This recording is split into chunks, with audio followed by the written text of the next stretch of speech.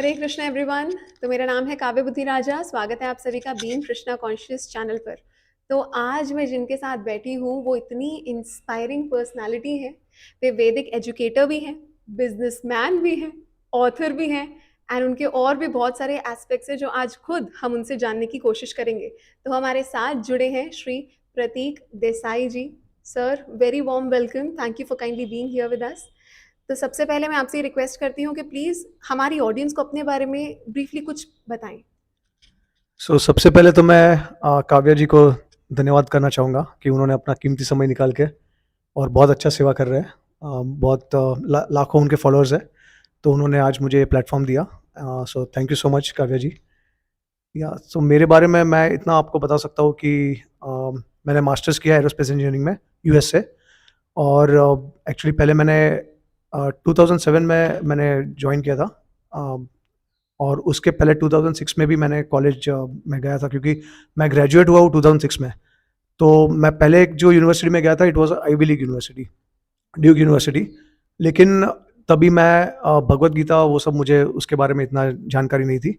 तो मैं वहाँ पे बहुत ज़्यादा फ्रस्ट्रेट हो गया था, क्योंकि मैं होम सिक हो गया था बहुत। और normally I am from a Gujarati Vaishnav family.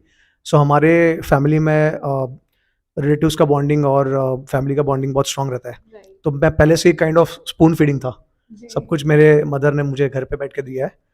तो फिर बाद में जब मैं वहाँ पे गया तो मेरे लिए कम्प्लीटली न्यू लाइफ था, क्योंकि सब कुछ मुझे करना था, बट मेरे से नहीं हुआ सस्टेन। तो और मैंने बहुत ज़्यादा ओवर कॉन्फिडेंस में मैंने एडवांस कोर्सेज ले लिए। तो उसी उसी के ज्वाइनिंग के ही 2 महीने के अंदर मैंने डिसाइड किया कि I will withdraw and I will go back to India. और हालांकि बहुत रिलेटिव्स और पेरेंट्स वो सब ने बहुत कोशिश की मुझे वहाँ पे रुकाने की, लेकिन मैंने किसी की नहीं सुनी। तो क्योंकि पहले से मैं बहुत ज़िद्दी था, तो मैंने डिटरमाइन कर लिया कि मुझे जाना है, तो मैं वापस चले गया विड्रॉ करके। सबको काफ़ी दुख हुआ उससे। लेकिन फिर बाद में एक स्पार्क जागा मेरे अंदर कि अब मुझे जानना है कि हम लोग के साथ सफरिंग क्यों होता है, या फिर जो कर्म है वो क्या है, लोग क्यों सफ़र करते हैं। तो वो जिज्ञासा में मैंने फिर सोचा कि अभी मैं भगवत गीता स्टार्ट कर दूंगा पढ़ना। तो फिर मैंने भगवत गीता पढ़ी, स्टार्ट की। और उसके बाद with in span of 1 year मुझे इतना कॉन्फिडेंस आ गया कि जिस तरीके से अर्जुन बैटल फील्ड को छोड़ के जाना चाहते थे और शांति पाना चाहते थे, लेकिन कृष्णा ने उनको गीता का ज्ञान देके उनको री इंस्पायर किया, लाइक कि आप नहीं, आपको युद्ध करना है। तो उसी तरीके से मुझे भी इंस्पिरेशन आया कि जो मैंने चीज़ छोड़ दी है उसको अब मैं वापस जाके कंप्लीट करूँगा। तो मैं फिर वापस गया, यूनिवर्सिटी ऑफ फ्लोरिडा से मैंने मास्टर्स की। और जो डिग्री मुझे 2 साल में मिलनी थी वो मुझे 1.5 ईयर में मिल गई। तो मेरा ग्रेजुएशन ऑलमोस्ट सेम ईयर में हो गया। तो ये भगवत गीता का मेन इंस्पिरेशन था।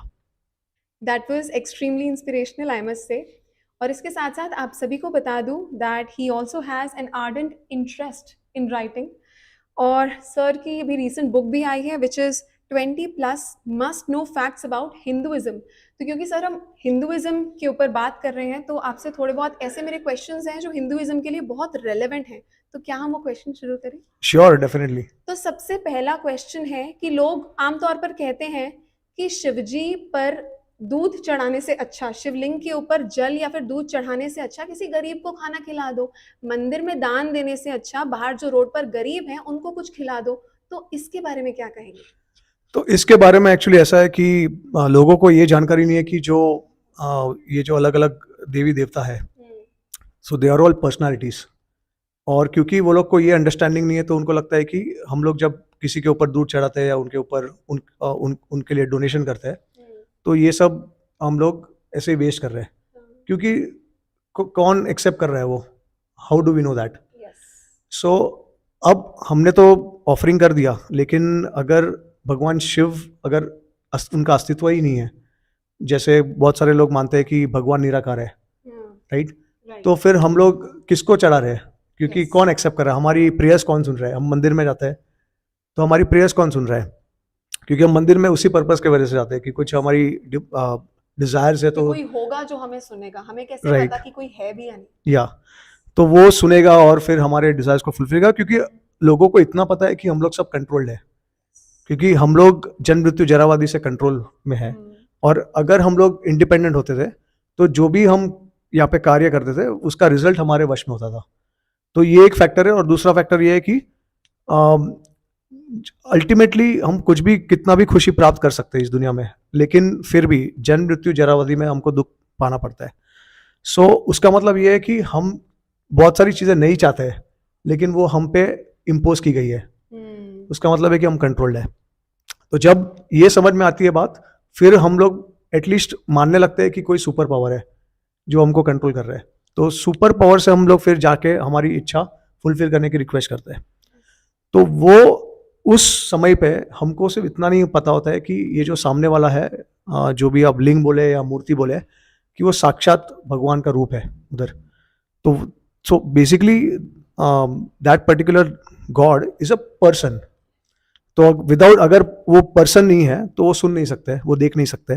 तो शास्त्र में वर्णन है कि भगवान जो है वो देख नहीं सकते हैं, चल नहीं सकते हैं, सुन नहीं सकते हैं, लेकिन दूसरे जगह पे ऐसा भी बताया गया है कि फिर भी वो सब कुछ देख सकते हैं, फिर भी वो हर जगह पे चलते हैं। तो इस तरीके से कॉन्ट्रडिक्शन है शास्त्र में। तो हम उसको रिकंसाइल ऐसा कर सकते हैं कि भगवान हमारी तरह हमारी इंद्रियों के द्वारा नहीं देखते। हमारी जिस तरह से भौतिक इंद्रिया है, तो उनकी दिव्य इंद्रिया है। तो जिस तरीके से हम हमारे फैमिली वालों को ऑफरिंग करते हैं, बेस्ट ऑफरिंग उनको प्रोवाइड करते हैं, खाना पीना रहना जो भी साधन है, उसी प्रकार से, क्योंकि प्रेम का संबंध हो जाता है जब दो पर्सनालिटीज होते हैं, तो उनके बीच में अगर प्रेम का संबंध होता है तो they want to give the best offering to that person if they love them. तो अगर जब हम भगवान को प्रेम करते हैं तो ये हमारा एक पर्सनल ऑफरिंग हो जाता है उनके लिए। सो ऐसे शास्त्र, और हम लोग ऑफरिंग भी करते हैं, तो जो ऑफरिंग जिस तरीके से होना चाहिए वो शास्त्र के हिसाब से होना चाहिए। अभी जैसे भगवान शिव को क्या पसंद है, कृष्ण भगवान को क्या पसंद है, राम भगवान को क्या पसंद है, क्योंकि अगर हम उनको जो पसंद नहीं है वो चीज़ ऑफर करेंगे तो कोई मतलब ही नहीं है, राइट। तो उस वजह से हम दूध भगवान को चढ़ाते हैं। तो ये समझना जरूरी है। और भगवान ये एक्सेप्ट करते हैं, तो इसमें कोई वेस्टेज का कोई ये नहीं है। दूसरी बात यह है कि जब गरीबों की दान करने की बात आती है, तो पहले तो ये समझना जरूरी है कि हम लोग आत्मा है, हम लोग शरीर नहीं है। क्योंकि ये तो हमारा जो बॉडी है वो तो ग्रॉस बॉडी है, इसके अंदर सटल बॉडी है और उसके अंदर आत्मा है। तो जो ग्रॉस बॉडी है it is made up of 5 material elements, and the subtle body is made up of 3 subtle elements, mind, intelligence, ego. तो ये दोनों तो चले जाए, ग्रॉस बॉडी तो चले जाएगी मरने के समय पे, और जो सटल बॉडी है वो हमारे कर्म को लेके जाती है आगे। लेकिन आत्मा तो होती है, वो शुद्ध होती है। तो हमारा जो भगवान के साथ जो संबंध है, तो गीता में कहा गया है भगवान कृष्ण ने, ममई वंश जीवलोके जीवभूता सनातना। तो हम जो आत्मा है वो भगवान के अंश है। तो आत्मा के माध्यम से हम लोग भगवान के साथ आदान प्रदान करते हैं, क्योंकि ये शरीर तो नहीं होगा। तो आत्मा की जो प्रतिक्रिया है उसके हिसाब से हम लोग भगवान को चढ़ाते हैं ये सब। सर, आपने बहुत इंपॉर्टेंट एक कॉन्सेप्ट की बात करी, इज गॉड पर्सनल और इम्पर्सनल? क्या वो साकार हैं या निराकार हैं? तो मैंने बहुत सुंदर बात सुनी थी कि अगर हम बोलते हैं कि भगवान बस निराकार है, तो मतलब भगवान इनकम्प्लीट है। बट भगवान कभी इनकम्प्लीट हो नहीं सकते। और अगर हम ये बोले कि भगवान केवल साकार है, तो भी यही बात होती है। और इनफैक्ट बाइबल में भी ये लिखा है कि जो इंसान है वो भगवान की एक कॉपी, यस, तो कॉपी में बना है। तो अगर हम लोग देख सकते हैं, सुन सकते हैं, अगर हमारे कान है, आंख है, नाक है सुनने के लिए, तो क्या भगवान की नहीं होगी? तो ये आई थिंक एक बहुत इंपॉर्टेंट चीज़ है जो नहीं लोग समझते। तो सर, सेकंड क्वेश्चन पे आते हैं, जो कि है, लोग अक्सर बोलते हैं कि जो अपने माँ बाप का नहीं हुआ वो भगवान का क्या होगा। तो हम लोग देखते हैं कि ऐसे बहुत सारे लोग होते हैं जो शायद अपना घर छोड़ देते हैं, उनको ज़्यादा एक डिज़ायर होती है स्पिरिचुअलिटी के लिए, वो खोजना चाहते हैं कि आखिर उनका अस्तित्व क्या है, what is the goal of my life. तो बहुत लोग ऐसे होते हैं जो शायद इस चीज़ के चलते अपना घर भी छोड़ देते हैं। तो वो किस हद तक सही है, और क्या ये मानना ठीक है कि अगर कोई माँ बाप का नहीं हुआ तो वो भगवान का क्या होगा? तो कितनी सच्चाई है इसमें? तो देखिए, ये जो माँ बाप की सेवा करने का जो कंसेप्ट है वो वैदिक कल्चर में, सनातन कल्चर में, अगर आप बाहर देखेंगे तो ऐसा कोई कंसेप्ट नहीं है वेस्टर्न कंट्रीज में। क्योंकि बहुत आसान तरीके से लोग जो सन और डॉटर्स होते हैं वो अपने माँ बाप को छोड़ के चले जाते हैं। 18 साल की उम्र होते ही मुझे लगता है वो, आई थिंक वो भी आपने ज्यादा बता दिया। अच्छा। कभी कभी तो 10 साल में ही चले जाते हैं छोड़ के। Oh God. तो ये तो मैंने खुद ही देखा है वहाँ पे। सो वहाँ पे कंसेप्ट इंडिपेंडेंस का है, और यहाँ पे ऐसा है कि फैमिली के साथ रहो, उस तरीके का कल्चर है। तो ये हमको समझना जरूरी है कि माँ बाप को जो आदर और जो सम्मान मिलता है वो भगवान के वजह से मिल रहा है। क्योंकि वो शास्त्र में ऐसा बताया गया है भगवान ने कि जो माता पिता है वो निस्वार्थ भावना से हमारी सेवा करते हैं बच्चों की। तो उसके वजह से जो भी निस्वार्थ भावना से हमारी सेवा करते हैं उनको भगवान का रिप्रेजेंटेटिव माना जाता है।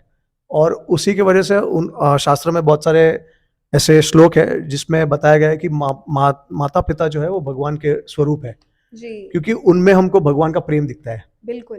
क्योंकि हम भगवान को देख नहीं सकते कलयुग में डायरेक्टली, तो भगवान को अगर महसूस करना है तो माता और पिता के द्वारा होता है। जी तो भगवान ने ही सेंशन किया है, लेकिन एक चीज समझना बहुत जरूरी है कि जैसे हमारे माता पिता है तो माता पिता के उनके माता पिता है, और ऐसे करके वो लीनिएज जाता है, वो भगवान तक जाता है। तो रियल जो हमारे माता पिता दाता है, वो सब पितामह जो है वो भगवान है।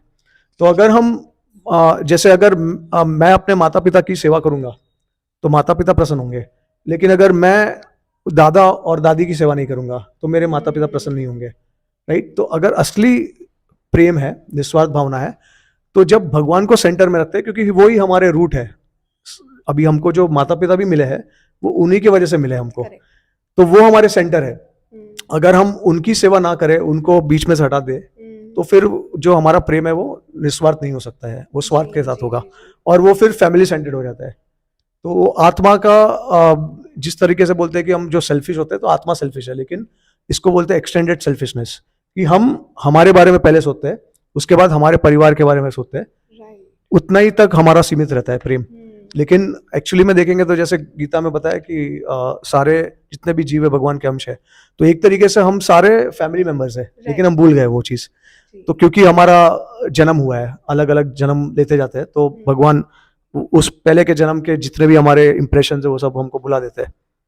तो उसके वजह से हमको लगता है कि यही हमारे माता पिता है, लेकिन कौन से जन्म में हमारे कौन से माता पिता थे, कितने सारे माता पिता है, वो तो हमको पता ही नहीं है। जब पता चलेगा तो हमारा जो प्रेम है अपने आप एक्सटेंड हो जाएगा सारे जीवों में, राइट। जी जी जी। तो बहुत इम्पोर्टेंट एक आपने पॉइंट बताया कि अगर भगवान ने आपको, क्योंकि अल्टीमेट सोर्स तो भगवान है, अब उन्हीं भगवान ने ही आपको वो माँ बाप दिए, तो हमारी ये ड्यूटी बनती है कि हम अपने माँ बाप को भी, उनकी भी टेक केयर करें, उनकी भी सेवा करें, एंड अल्टीमेटली उस सेवा के थ्रू हमें भगवान को भी ढूंढने का प्रयास करना चाहिए।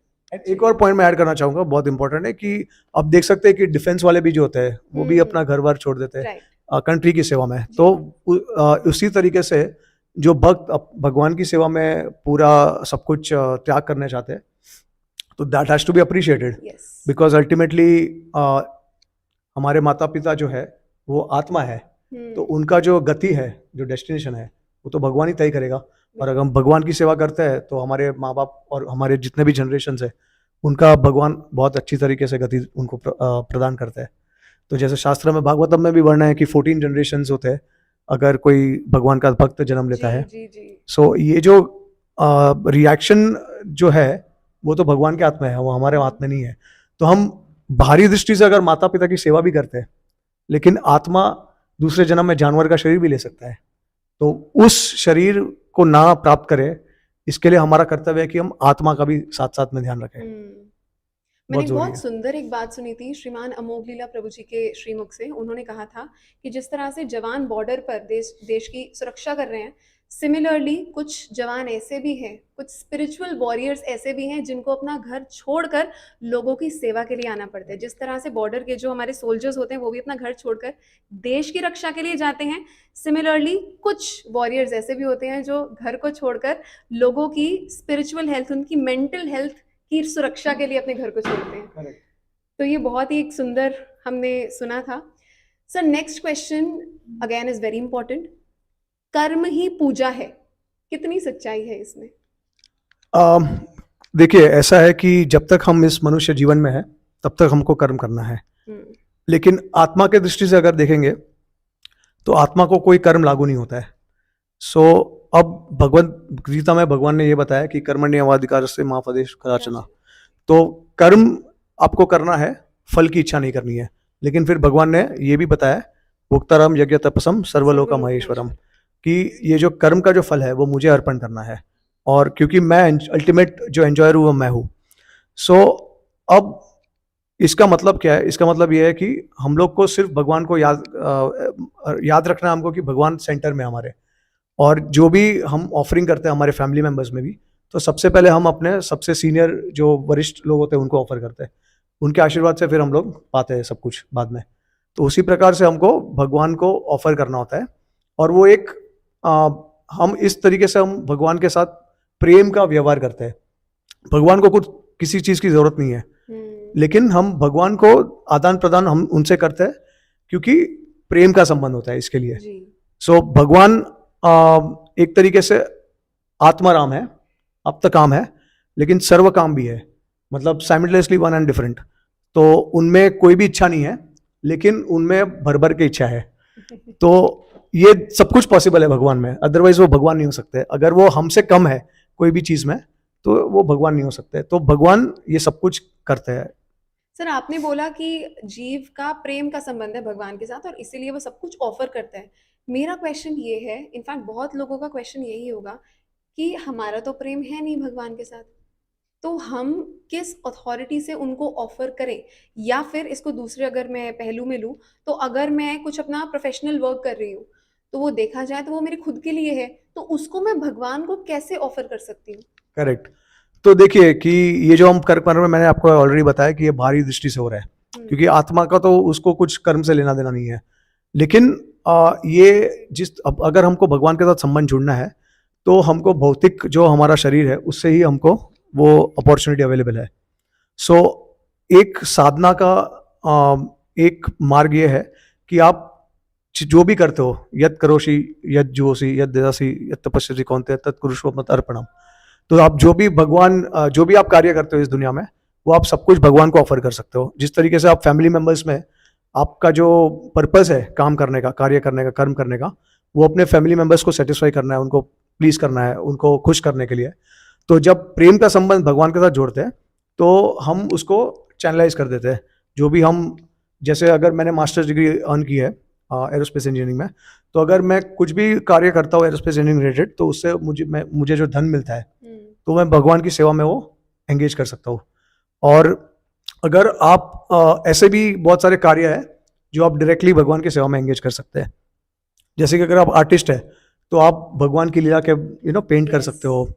तो फिर आपको अगर अच्छी तरीके से आता है भगवान की ज्वेलरी बनाना, तो आप भगवान के लिए बना सकते हो। पहले आप खुद के लिए बनाते थे, लेकिन वो सेम चीज अभी आप भगवान के लिए बनाओगे। पहले खुद का श्रृंगार करते थे, अब भगवान हाँ, के श्री विग्रह का श्रृंगार करेक्ट, करेंगे। यस। और भगवान का श्रृंगार करने से हमारी ब्यूटी और ज्यादा सामने आती है। Please explain sir. सो जैसे कि जैसे पेड़ रहता है, तो पेड़ में जो रूट होता है ना, तो उसको जब पानी डालते हैं तो अच्छी तरीके से सब जितने भी फ्लावर्स है, फिर वेजिटेबल्स है या फिर फ्रूट्स है, वो अच्छी तरीके से ग्रो होते हैं, नरिश होते हैं।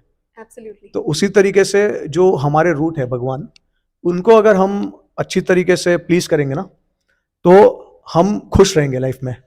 और जब खुश रहेंगे तो we are nourished, and when we are nourished we appear more beautiful because we are happy.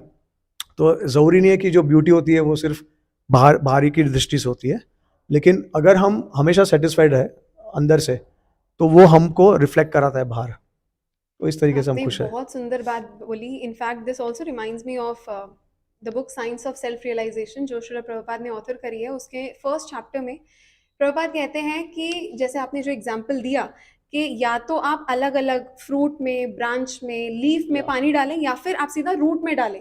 अगर रूट में डालेंगे तो इन सबको तो ऑटोमेटिकली मिल जाएगा। सिमिलरली हम लोग क्या कर रहे हैं लाइफ में कि हम सबको सेटिस्फाई करने की कोशिश कर रहे हैं। मेरी मदर भी खुश हो जाए, मेरे बच्चे भी खुश हो जाएं, मेरा पड़ोसी भी खुश हो जाए, मेरा डॉग जो मैंने पाला है वो भी खुश हो जाए। तो लेकिन ऐसा हो नहीं पाता, हम किसी एक पर्सन को भी 100% सेटिस्फाई नहीं कर सकते। तो अगर हम सोर्स को सेटिस्फाई कर दें, जो कि है श्री भगवान, तो ये जो बाकी पर्सनालिटीज हैं ये तो ऑटोमेटिकली सेटिस्फाई हो जाएंगे। और उसका एक कारण है ये कि भगवान जो है हमारे सबके हृदय में परमात्मा के स्वरूप में विराजमान है, और इसी के वजह से भगवान सबके साथ 24 घंटे रह सकते हैं और उनके साथ रेस्पिरेशन कर सकते हैं। बट हम लोग जो है, हम लोग एक दूसरे के साथ इतने टाइम नहीं रहते, और हम लोग में इम्परफेक्ट सेंसेस है, we also commit mistakes, and ये इसके वजह से हम लोग एक दूसरे के साथ रेस्पिरेशन नहीं कर सकते। Yes sir. So next question पे आते हैं। अच्छे लोगों के साथ बुरा क्यों होता है? ओके, बहुत कॉमन क्वेश्चन है। सो ऐसा है कि जो बुरा और जो अच्छा है वो रिलेटिव है। धर्म अधर्म जो है वो रिलेटिव है। तो शास्त्र में श्लोक है, उसका संस्कृत मुझे याद नहीं आ रहा है, लेकिन ऐसा जो मैंने बुक में भी रेफरेंस दिया है कि अगर हम भगवान को प्रसन्न करते हैं, अगर अधर्म करते हैं और भगवान उससे प्रसन्न होता है तो वो कार्य धर्म हो जाता है, और अगर भगवान के विरुद्ध होता है और वो धर्मी होता है तो वो अधर्म हो जाता है। तो ये शास्त्र का प्रमाण है। एक मैं आपको उदाहरण के तौर पे युधिष्ठिर महाराज का एग्जाम्पल देना चाहता हूँ जी। कि किस तरीके से महाभारत के युद्ध में भगवान कृष्ण स्वयं मौजूद थे वहां पे, और उन्होंने युधिष्ठिर महाराज को आदेश दिया कि आप Ashwatthama the elephant, actually Ashwatthama जो द्रोणाचार्य के पुत्र है, जी जी जी। आप ऐसा डिक्लेयर कर दीजिए कि अश्वत्थामा का वध हो गया है। तो द्रोणाचार्य, अब युधिष्ठिर महाराज को लगा कि मैं झूठ क्यों बोलूं, उनको लगा कि ये अधर्म है, ठीक है। तो फिर भगवान ने एक आइडिया सजेस्ट की कि जब अश्वत्थामा बोलेंगे उसके बाद भीम शंख बजाएंगे, तो जब युधिष्ठिर बोलेंगे अश्वत्थामा द एलिफेंट, तो द एलिफेंट जब बोलेंगे तभी वो शंख बजेगा और वो कवर हो जाएगा।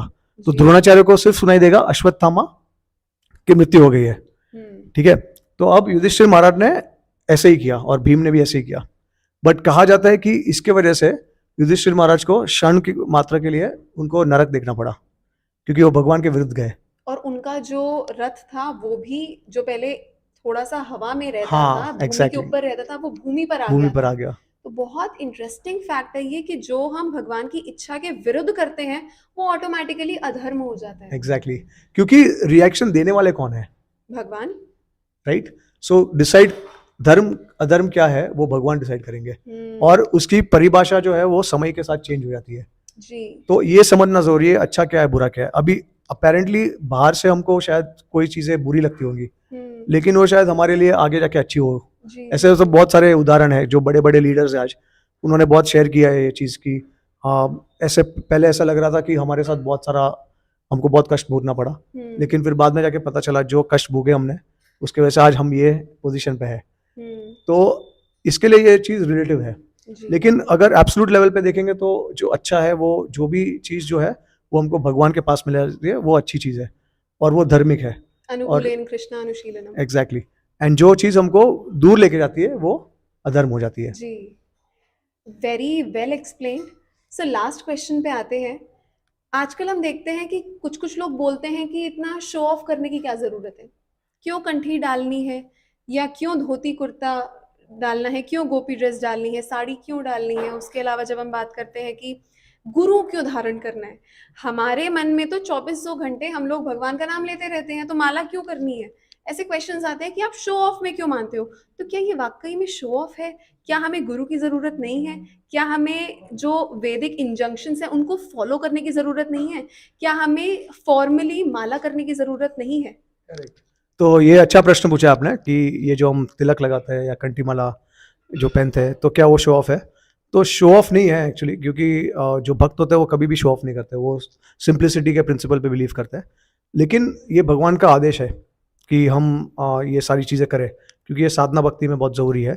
और ये जो तिलक लगाते हैं वो बेसिकली भगवान के चरण जो है वो हमारे सर पे हम रखना चाहते हैं, वैष्णव जो होते हैं वो। और ये जो कंठी माला है तो ऐसा कहा गया है कि कंठी माला पहनते हैं तो यमदूत जो होते हैं वो नहीं आते भक्तों के पास में, कभी भी उनको नहीं लेके जाते। तो इसके वजह से ये सब बहुत सारे ऐसे कारण हैं जो हम उसके बारे में डिटेल में नहीं जाएंगे। लेकिन जैसे जिस तरीके से गवर्नमेंट ऑफिसर्स होते हैं, पुलिस वाले हैं, डिफेंस वाले, उनकी भी एक यूनिफॉर्म होती है, क्योंकि उनको लोगों को पता चले कि भाई ये लोग गवर्नमेंट का काम कर रहे हैं, they are representatives of country. तो उसी प्रकार से शो ऑफ नहीं है, लेकिन एटलीस्ट लोग जो है वो पता चलेगा कि ये लोग वैष्णव है, ये लोग कुछ चीज़ें फॉलो कर रहे हैं अपने जीवन में और भगवान के साथ संबंध जोड़ना चाहते हैं और उनके लिए वो लोग सेक्रीफाइस करना चाहते हैं। तो दूसरों को दिखाने के लिए नहीं है, लेकिन ये हमारे लिए खुद की शुद्धिकरण के लिए होता है ये सब चीज़ें। तो ये ज़रूरी है जानना। बहुत सुंदर आपने एक्सप्लेन करा। और इसी के साथ साथ मैं आपको दिल से धन्यवाद करना चाहती हूँ कि आपने इतना कीमती समय निकाला और हमारे साथ यहाँ पर उपस्थित हुए। I am very grateful to you sir. So Kavya ji, thank you so much, आपने इतना कीमती समय निकाला। तो मैं आपको इन रिटर्न मुझे आपको गिफ्ट देना है, मेरी बुक्स हिंदी और इंग्लिश दोनों में।